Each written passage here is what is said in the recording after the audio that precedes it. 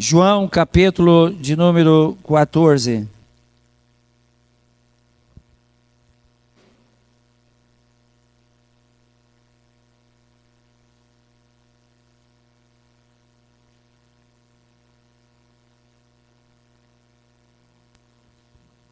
Evangelho de João, capítulo 14, a partir do versículo 1.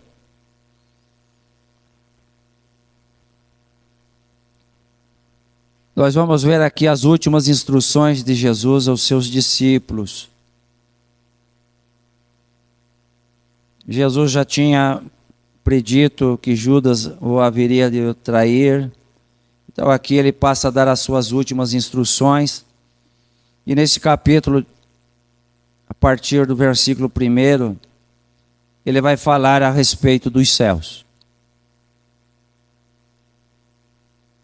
E ele diz assim: não se turbem o vosso coração.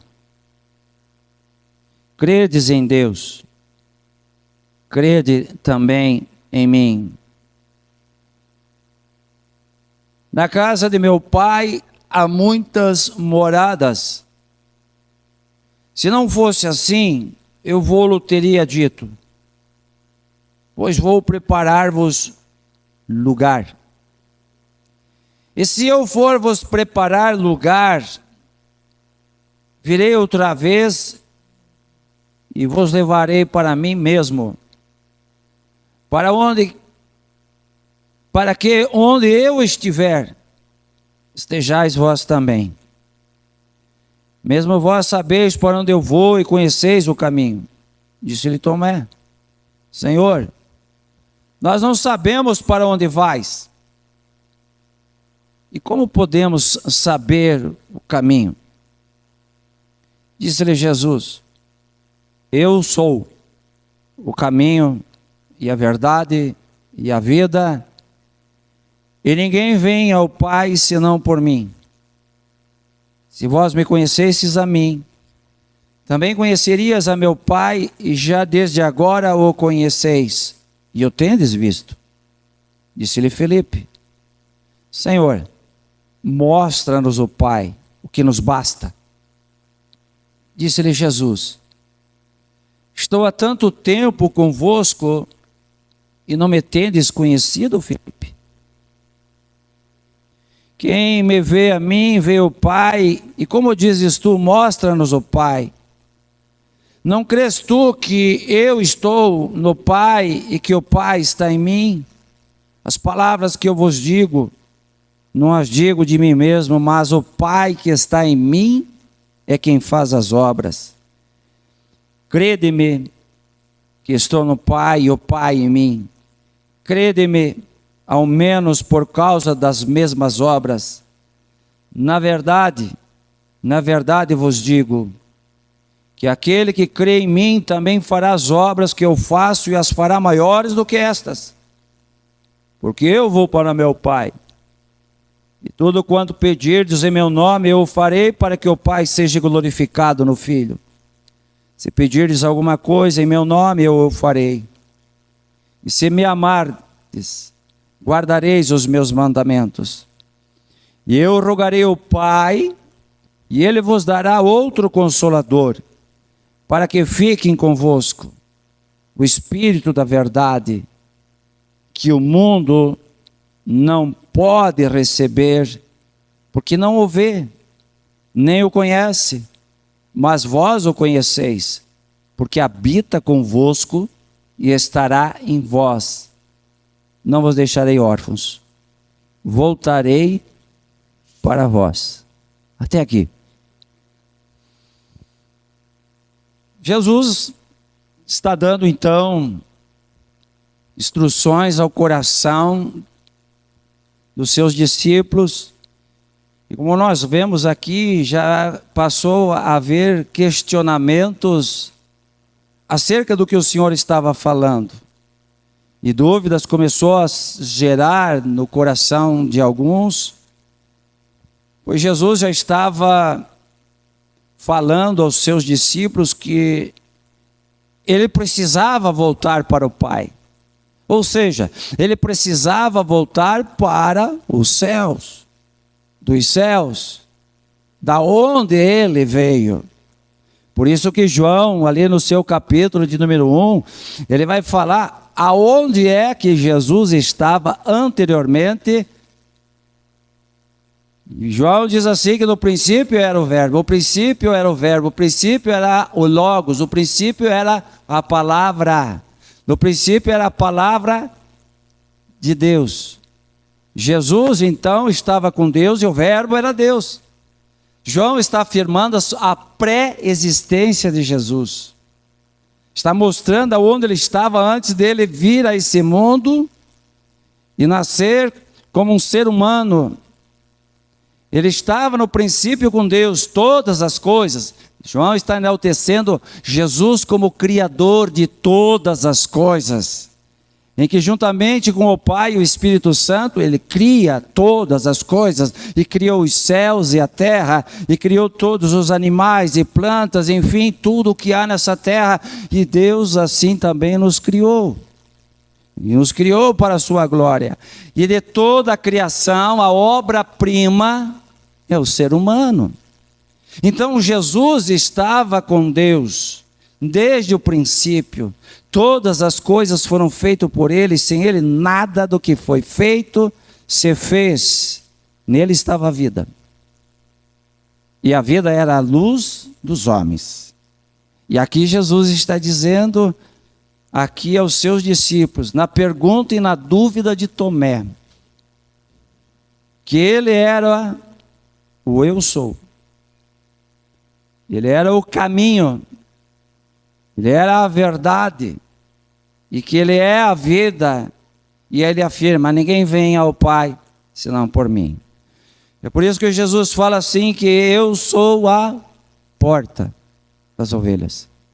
Então quando nós passamos pela porta, quando nós olhamos a cruz de Cristo, e seu sacrifício, e entendemos o sacrifício da cruz de Cristo, e entendemos que Jesus teve a morte vicária, ou seja, ele se colocou no nosso lugar, e ele leva as nossas culpas sobre o madeiro, e o seu derramamento de sangue ali é a vitória sobre a morte e a garantia da salvação e vida eterna de todos nós que passamos a crer na palavra personificada de Deus, Jesus Cristo, o Logos de Deus.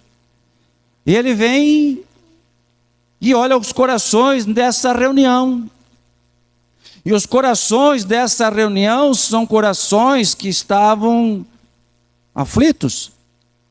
Porque a admoestação do Senhor no princípio do versículo é: não fiquem aflitos, não se turbe o vosso coração. Aí Jesus está dizendo, não se aposse, não abrace essa aflição de alma, não se aposse com essa incredulidade, porque a incredulidade me leva a uma aflição extrema, em que eu me aposso de dúvidas, de medos, e não consigo crer em Deus e crer em Cristo Jesus. Como eu devo ter a devida confiança nele? É por isso que ele está dizendo, não se turbe o vosso coração, credes em Deus, crede também em mim. E ele começa a mudar o foco deles, e o pensamento deles, e Jesus quer fazer com que o pensamento deles, e o nosso pensamento do nosso cotidiano, no nosso dia a dia, é que venhamos focar para o alto, em que ele diz aqui, na casa de meu Pai. Ele quer levar o coração dos seus discípulos a pensar nas moradas do Altíssimo, na casa do Pai, os céus dos céus. E ele diz assim que há muitos aposentos, há muitos quartos, há muitas moradas. E ele diz, se não fosse assim, eu já lhes teria dito. eu estou indo para lá. E a minha ida para lá é para preparar lugar para cada um de vocês. Glória a Deus. Você já parou para pensar que você já tem um lugar reservado que é exclusivamente teu? Nós amamos a volta de Cristo. Ele está dizendo que Ele precisa ir para arrumar lugar, como Ele já está no ministério de intercessão celestial, junto a Deus Pai, por nós e por cada um de nós. Ou seja, tudo isso já está preparado. E nós temos que crer que tudo isso que Deus tem preparado para nós, Deus tem preparado algo que a nossa mente não consegue atingir, é algo transcendental, porque a mente humana não consegue imaginar. E o Senhor fala da sua volta, com o corpo que Ele ali mostrou no Monte das Oliveiras. Após a ressurreição, Ele permanece 40 dias entre testemunhas pré-estabelecidas pelo próprio Deus. Pessoas viram o Senhor Jesus, mas testemunhas que Deus predeterminou. E Ele dá então as suas últimas instruções, lá no Monte das Oliveiras, lugar da sua ascensão. Ele está voltando da onde Ele saiu. Ele está voltando para os céus dos céus, para a sua morada, junto ao Pai. E Ele promete então de voltar e buscar, aí Paulo falando a Tito, que Deus e o Senhor Jesus virá buscar um povo especial, um povo zeloso de boas obras. É esse que Ele vem buscar. Ele vai arrebatar, tirar do meio desse sistema mundial que está podre pelo pecado e pelas ações do maligno, em que o pecado está sendo multiplicado porque o amor de muitos está esfriando, então a iniquidade está sendo multiplicada e cada vez mais se acelerando, e o fim nós estamos percebendo que está próximo. Mas nós temos um lugar preparado. Nessa sua volta, Jesus então vai tirar a sua igreja. Não se turbe o vosso coração, credes em Deus, credes em mim. Na casa de meu pai há muitas moradas, se não fosse assim eu vou-lhe teria dito, vou preparar-vos lugar. E se eu for e vos preparar lugar, virei outra vez e vos levarei para mim. Olha o desejo do coração de Jesus. Eu vou levar vocês, porque eu quero vocês próximo a mim, junto a mim, para que onde eu estiver, estejais vós também. Será que conseguimos imaginar esse lugar? Será que conseguimos imaginar um pouco de como será estar com a própria pessoa do Senhor Jesus Cristo? Mesmo vós sabeis para onde vou e conheceis o caminho. Jesus estava discursando ali aos seus discípulos. Mas aí vem a dúvida no coração de um questionador, Tomé.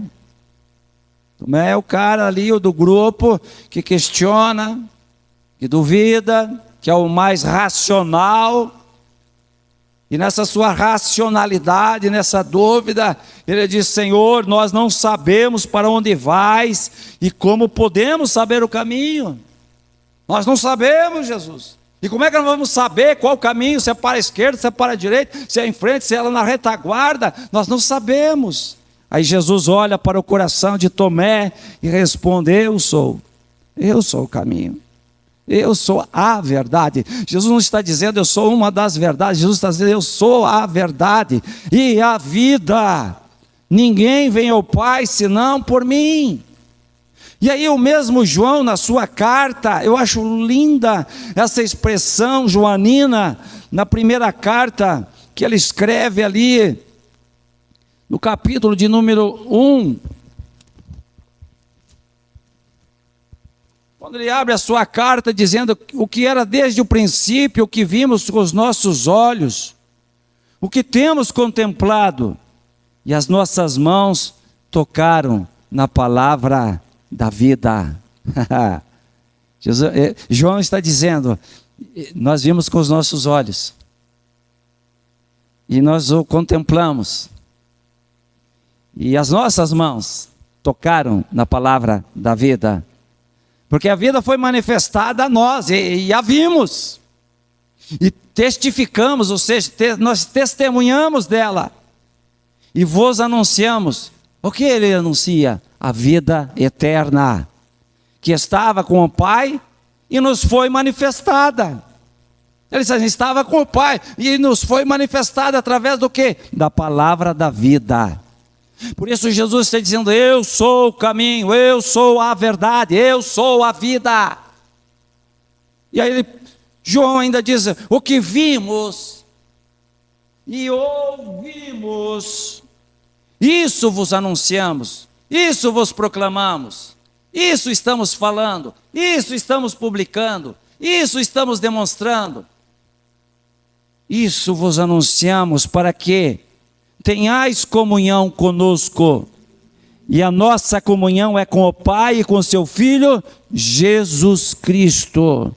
Aí ele faz uma colocação aqui no versículo 4. Essas coisas vos escrevemos para que o vosso gozo se cumpra.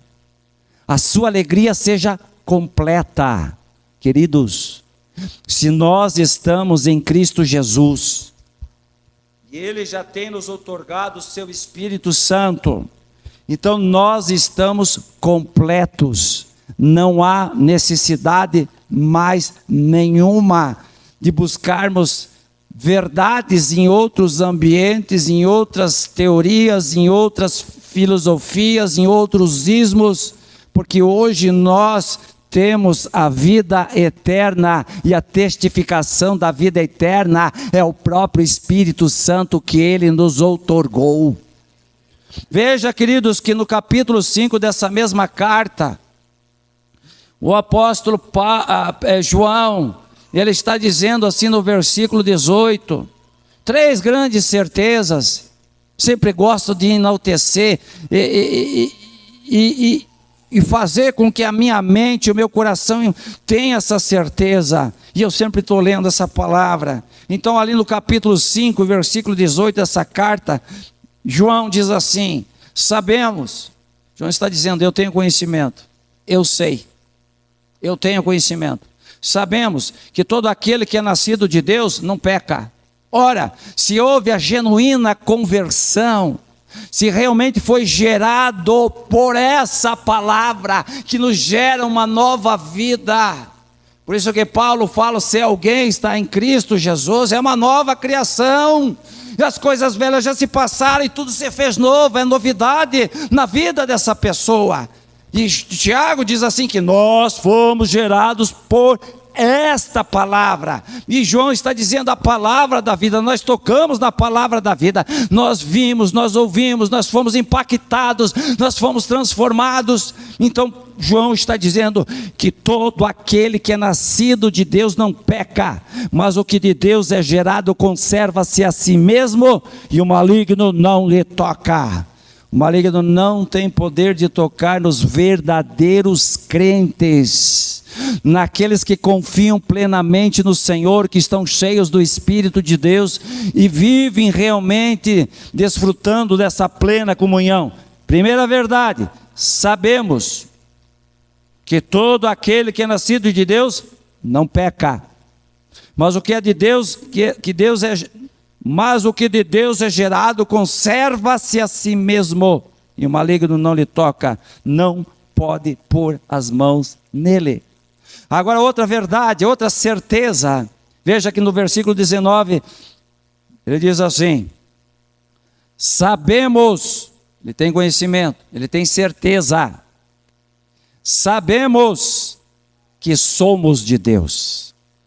Olha essa verdade, sabemos que somos de Deus, e que todo mundo está no maligno. Todo mundo está no maligno. Terceira grande certeza.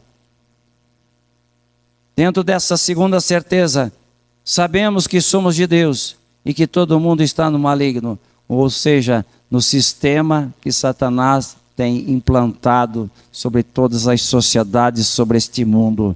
Mas nós sabemos que somos de Deus. E nós sabemos que nós temos um lugar preparado já, através da palavra da vida, que é Cristo Jesus. A terceira grande certeza, veja o versículo 20. E sabemos que já o Filho de Deus é vindo e nos deu entendimento, para conhecermos o que é verdadeiro. Ou seja, o Espírito Santo nos dá o entendimento, a compreensão, para sabermos o que é verdadeiro. Se conhecemos o que é o verdadeiro, sabemos distinguir o que é falso. Se sabemos o que é verdadeiro, nós sabemos distinguir aquilo que é dissimulado com aparência de verdade.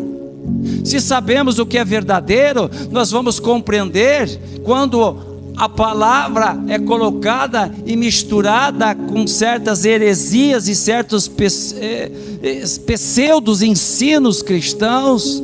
Nós sabemos distinguir, porque Deus nos deu entendimento e para conhecermos o que é verdadeiro. E aí João diz assim: e no que é verdadeiro estamos, isto é, em seu Filho Jesus Cristo. Este é o verdadeiro Deus e a vida eterna. Glória a Deus. Os apóstolos, quando nós vemos ali o apóstolo Pedro pregando, né, o seu grande discurso, sua grande pregação ali no templo, a centralidade da pregação de Pedro ali é a ressurreição de Jesus Cristo. Eles tinham tanta convicção ao ponto que todos eles morreram de uma forma horrível, com exceção de João, que Deus permitiu que ele tivesse muitos anos de vida e morreu na sua velhice, embora estivesse ali como um preso do governo romano, por estar pregando o evangelho naquela ilha de Pátimos. Mas tinha um propósito da parte de Deus na vida de João ali, de revelar o Apocalipse, em que nós temos esse livro profético do Novo Testamento, que nos mostra o que será essa grande tribulação que virá sobre a terra, que nos dá o aviso de que a ira de Deus se manifestará sobre esse sistema mundano, ímpio e maligno, que nos mostra ali também que aqueles que foram lavados pelo sangue do Cordeiro e que receberam vestimentas de salvação, que são mais alvas que a neve, e que estão com seus nomes escritos no livro da vida, estes reinarão com Deus, estes reinarão com Cristo Jesus. Então ele nos dá essa certeza. E Pedro, os demais apóstolos, pregavam com veemência, pregavam com autoridade, com a graça de Deus, porque eles criam na ressurreição do Senhor Jesus. Eles viram, eles tocaram na palavra da vida, eles ouviram as instruções da palavra da vida, daquele que não deixou os corações em dúvidas ali qual é o caminho certo a seguir, qual é a verdadeira verdade que nos salva e que nos conduz à presença de Deus Pai, qual é a verdadeira vida com abundância que somente o seu Espírito pode nos proporcionar. Veja que Jesus, ele vai dizer aos seus discípulos: eu vou rogar ao Pai. Ele está dizendo: eu vou interceder por vocês junto ao Pai. e Ele vos dará um algo para vocês. E Ele afirma aqui que esse algo é um outro Consolador, um outro, da mesma espécie, mesma natureza, para que fique convosco para sempre. Parou para pensar nessa bênção que você tem na tua vida, no teu coração, que é a presença do Espírito Santo em você, morando em você. O Espírito Santo, o Consolador, para que fique convosco para sempre. Veja que ele diz assim: o Espírito da verdade. O mundo não pode receber, porque não o vê, nem o conhece, mas vós o conheceis, porque habita convosco e estará em vós. E aí vem a palavra de consolo de Jesus: eu não vou deixar vocês órfãos, eu vou voltar para vocês. E quem nos comunica essa alegria, para que permaneçamos em firmeza de fé e graça, senão o próprio Espírito de Deus nas nossas vidas?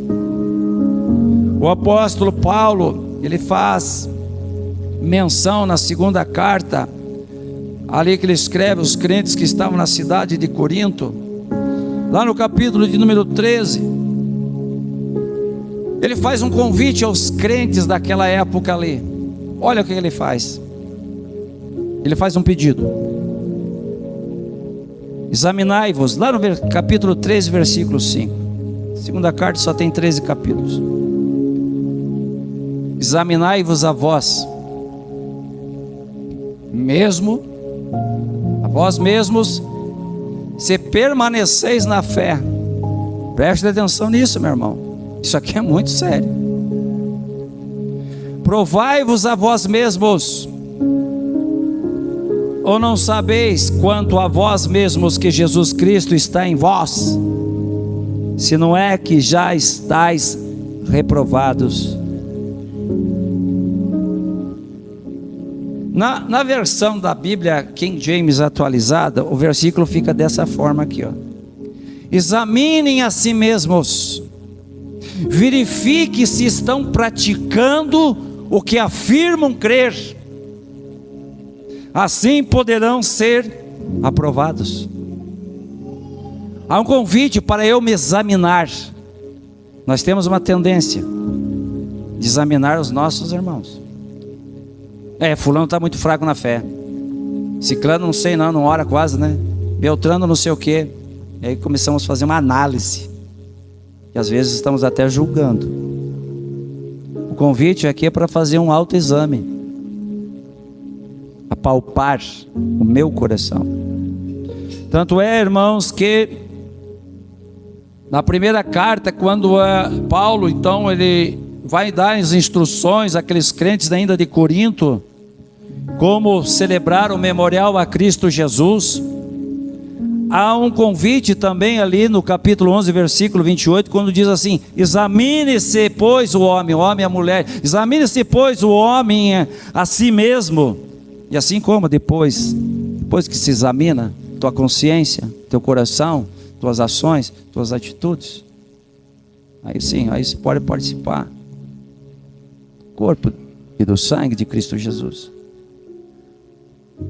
E aí ele fala de que aqueles que não se examinam, eles passam então a beber de uma forma indigna, e passam a beber para a sua própria condenação, por falta de um autoexame, de um juízo pessoal.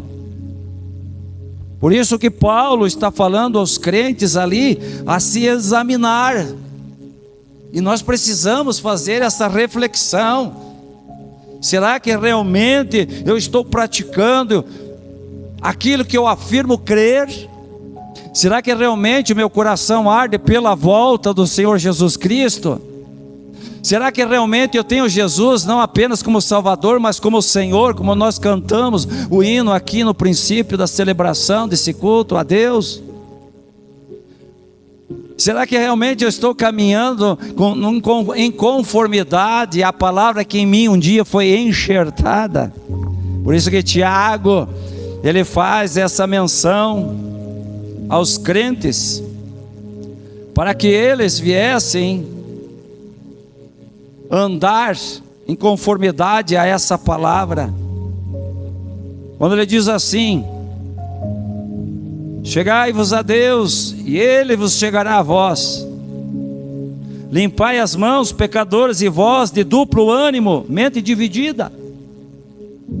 Purificai o coração, senti as vossas misérias, e lamentai, chorai, converte-se o vosso riso em pranto e o vosso gozo em tristeza. Tiago está convidando os crentes a se achegar a Deus. Irmãos, nós estamos explanando o Evangelho, a palavra de Deus. Então há um convite a todos nós a nos achegarmos a Deus e nos examinarmos perante Deus. Hoje à tarde nós estivemos num fúnebre, muito triste. Há muito tempo eu não escutava aqueles gritos de choro, de desespero, porque um ente querido partiu. Mas é interessante que ali nós vemos que aquela dor, aquela falta de esperança, de rever aquela pessoa que estava naquela urna funerária, eram de pessoas que não conhecem esse Evangelho. Quando nós abraçamos uma das filhas que serve ao Senhor, ela é esmorecida também pela dor, porque a sua mãe estava ali naquele caixão. Quando nós abraçamos aquela irmã, aquela moça, eu disse: só o Espírito de Deus pode nos consolar. E ela me dá uma resposta e diz assim: eu tenho certeza que logo estarei vendo ela. Eu tenho confiança que eu a verei naquele dia. Nós temos a certeza da nossa salvação. Nós temos convicções que o Senhor lá na cruz já venceu a morte. Então a segunda morte já não tem mais poder sobre as nossas vidas. Morremos biologicamente, sim, haveremos um dia, quem sabe todos nós possamos passar, ou se o Senhor voltar, seremos arrebatados, será melhor, não passaremos pelo processo biológico da morte. Mas se passarmos, nós temos convicções que subiremos e estaremos naquele lugar, ali na presença de Deus, aguardando o arrebatamento da sua igreja, que é a sua noiva.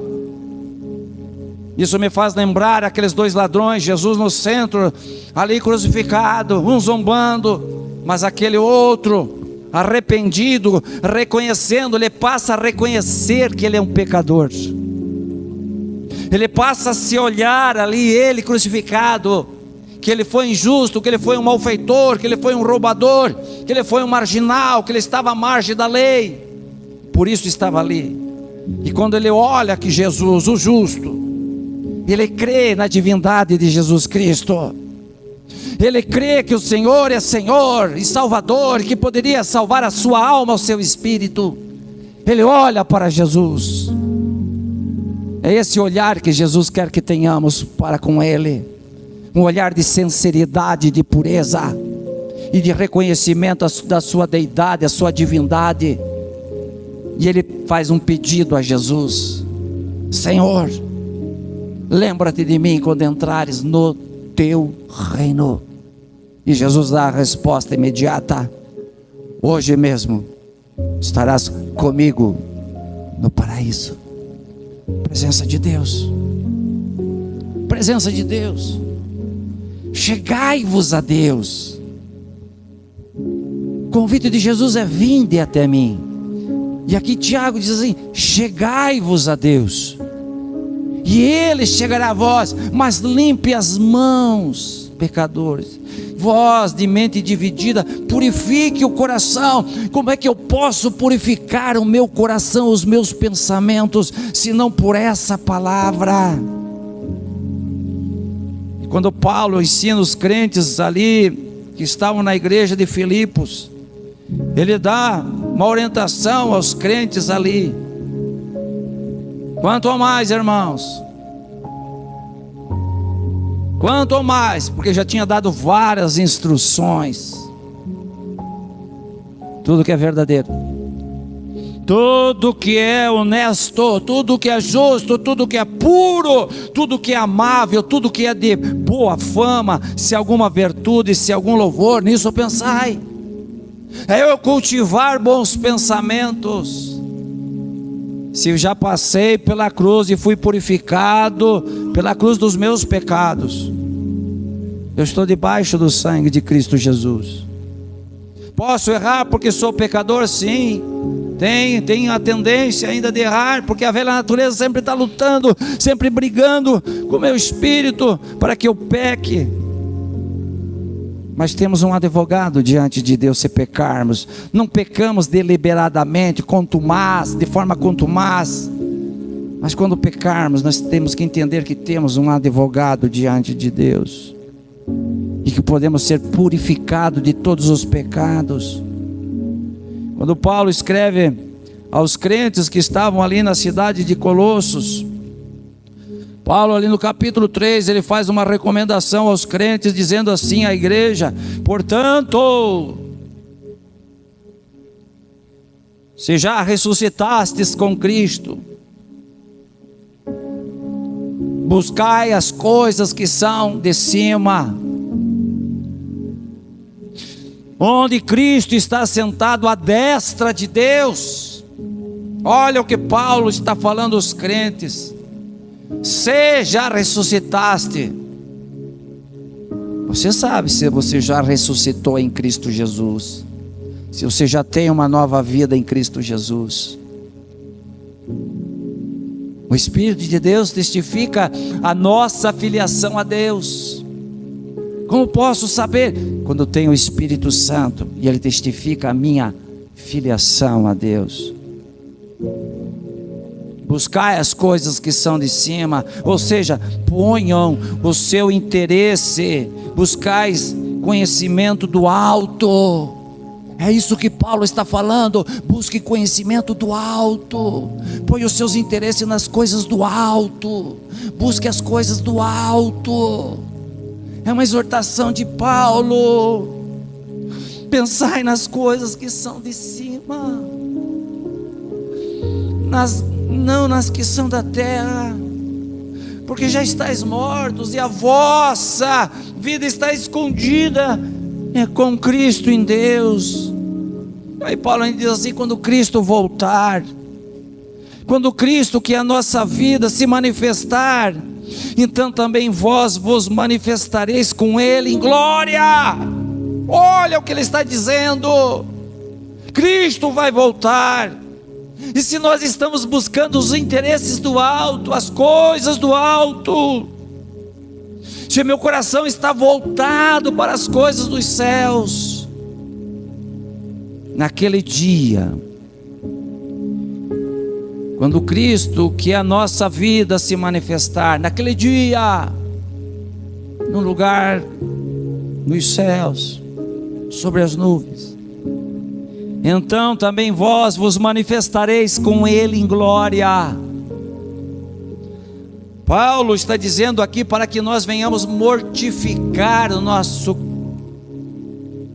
nossos membros que estão sobre a terra, ou seja, matar todas as ações que lutam contra nós, para que nós não façamos aquilo que agrada o coração de Deus, para que nós desviemos do caminho da obediência ao Evangelho de Cristo Jesus. E aí ele faz uma listagem aqui: mortificai, pois, os vossos membros que estão sobre a terra, a prostituição, a impureza, o apetite desordenado e a vil concupiscência, e a avareza, a ganância, que é a idolatria, pelas quais coisas vem a ira de Deus sobre os filhos da desobediência. Se anda nesse caminho, ou seja, produzindo as obras da carne, então a ira de Deus se manifestará, porque se tornam filhos da desobediência, nos quais também, Paulo está dizendo, no outro tempo nós éramos isso. No outro tempo andaste quando viveis nelas, ou seja, nessas práticas. Então Paulo está dizendo, isso é coisa do teu passado, ou alguma outra coisa que tu praticava, mas é no teu passado. Mas agora, abandonem, despojai-vos também de tudo, da ira, da indignação, da malícia, da maledicência, das palavras vergonhosas da vossa boca. Não mentais uns aos outros, pois que já vos despistes do velho homem com as suas práticas.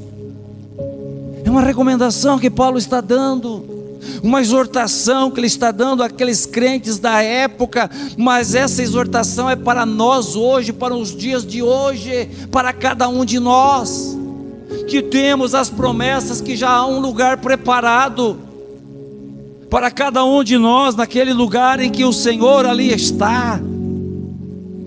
Por isso há o convite a mortificar, matar todas as ações.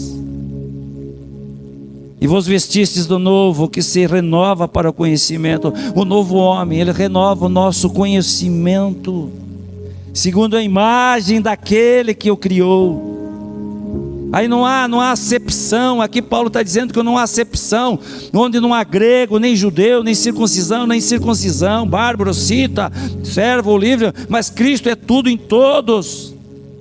Aí a recomendação ainda, ele prossegue dizendo, revesti-vos, daí do quê?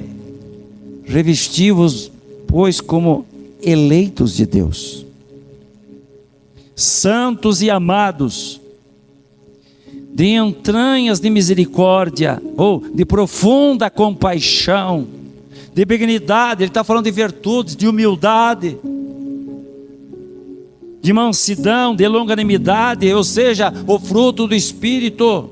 Agora escuta isso aqui no versículo de número 13, que ele fala aqui, suportando-vos uns aos outros. Não adianta, irmão, nós temos que suportar um ao outro, suportando-vos uns aos outros, suportem-se, e perdoando-vos uns aos outros. Se alguém tiver queixa contra o outro, assim como Cristo vos perdoou, fazei vós também. E sobre tudo isso, revesti-vos de amor. Ele é o vínculo da perfeição. E a paz de Deus, para a qual também fostes chamados em um corpo, domine em vossos corações e sejam agradecidos. A palavra de Cristo habite em vós abundantemente e em toda a sabedoria, ensinando-vos e admoestando-vos uns aos outros. De que maneira? Paulo está dizendo, com salmos, com hinos, cânticos espirituais, cantando ao Senhor com graça em vosso coração. E quando fizerdes por palavra ou por obras, fazei tudo em nome do Senhor Jesus, dando por ele graças a Deus Pai. Paulo está exortando uma igreja. Paulo está exortando os crentes a uma vida de santidade e um amor fraternal. E será que o Espírito de Deus não nos exorta mais uma vez nessa noite? A cada dia mais nós nos santificarmos e demonstrarmos com ações práticas o amor fraternal. A demonstrarmos o amor ao nosso Deus, numa obediência plena a essa palavra. Eu creio que sim, irmãos. Eu creio que sim. Vamos todos se pôr em pé, vamos orar a Deus.